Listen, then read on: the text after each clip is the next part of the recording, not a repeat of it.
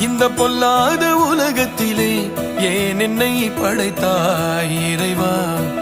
வலி தாங்காமல் கதரும் கதறல் உனக்கே கேட்கவில்லையா?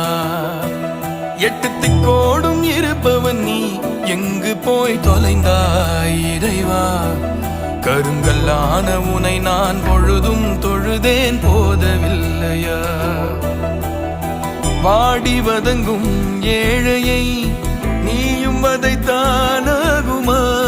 கோடி விளக்கை ஏற்றி நீ